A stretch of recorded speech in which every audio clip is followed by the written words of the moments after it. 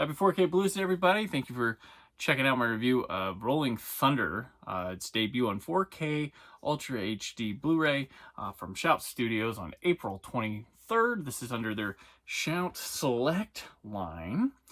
This is an upgrade, one of their bread and butter kind of Shout films. That this was on Blu-ray really early from them. Here we are with their 4K Ultra HD upgrade. Nice to see that now that they're getting A titles, now that they can still go with these ones. This early Paul Schrader work.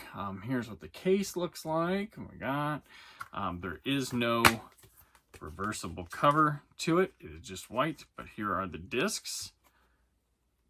Oh, well, let me spin it around a little bit so you can see. These kind of spin on their own here. So here you go. Rolling Thunder.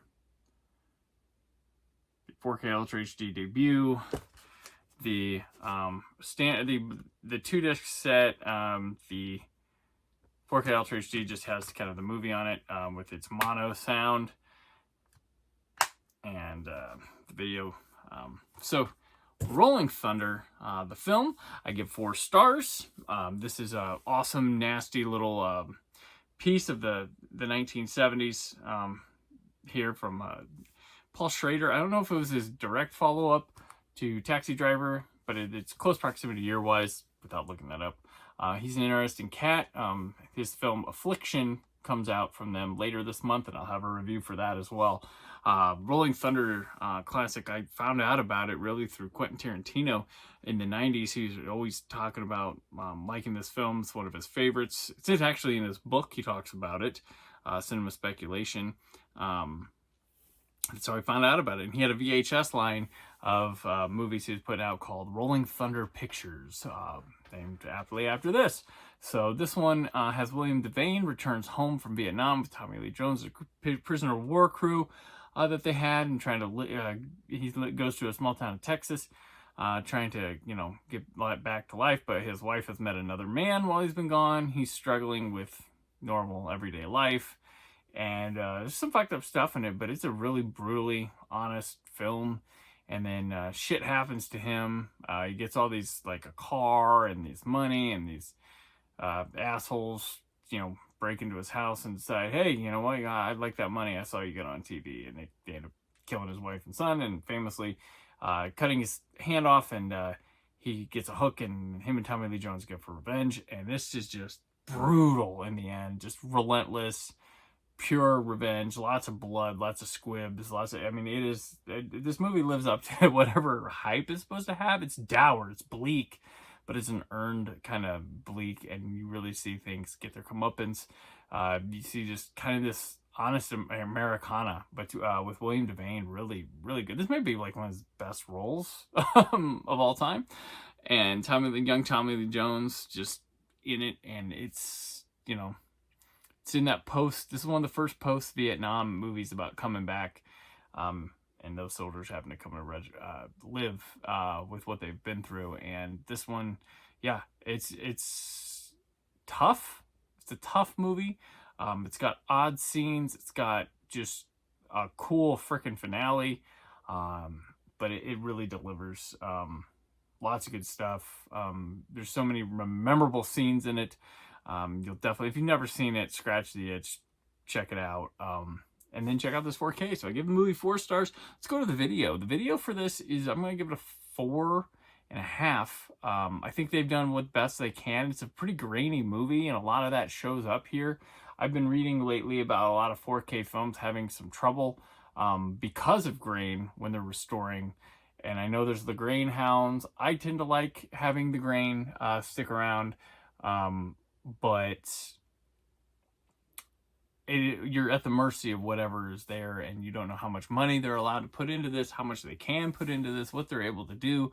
I think they've done the best they can. It's got plenty of depth here. This isn't a really colorful movie. A lot of browns, just dull looking, very Texas-y, kind of looking film, desert type movie.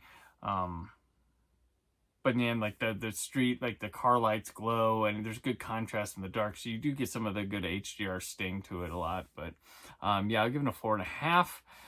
As far as the audio, you're given the mono track. That one I'm going to give a nice 4. solid 4 as well.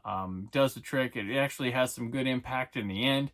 It's a little bit quieter of a track, got turned up a little bit, but everything kind of feels nice. It is clean and clear, crisp.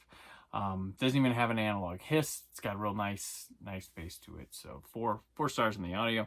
And then the extras, man, this is where I'm gonna say like a 4.5 out of 5 here. They've added to what was previously there. So we have a commentary, new audio commentary from screenwriter, novelist Haywood Gould, and author, film historian C. Courtney Joyner. And you also have a new commentary from filmmakers Jackson Stewart and Francisca Lupi. There's a new featurette, Lean and Mean, the Early Films of John Flynn, which is an interview with author and film historian C. Courtney Joyner. This one is really interesting. They build him up from early career, working as an AD for like Robert Wise and stuff. And it sort of builds up to Rolling Thunder, goes over Rolling Thunder, and then just kind of, that's what we're here to do. So his career post Rolling Thunder, not so much as the build up to Rolling Thunder, but it is called The Early Films of John Flynn. There's also Coming Home to War, scoring Rolling Thunder. It's an interview with composer Barry Dvorak. This is mostly audio. He does show up in a black and white, like kind of Skype video and some things. So I imagine the video wasn't up to what they wanted to use. So it's kind of very commentary-like when them talking about the music as well. But it's very interesting. And then they bring back the making of Rolling Thunder, which has Devane and Tommy Lee Jones and Paul Schrader and Haywood Gould there to talk about the movie. It's a good documentary. But it was there before. And then Trailers from Hell with Eli Roth. Why they didn't get Tarantino, I don't know. You get the theatrical trailer, TV spot, radio spots, the still gallery. So there you have a 4.5 out of 5. So yeah, you get the video. So I had the movie as a 4. The video is a 4.5 out of 5, which is restored from the original 35mm negative.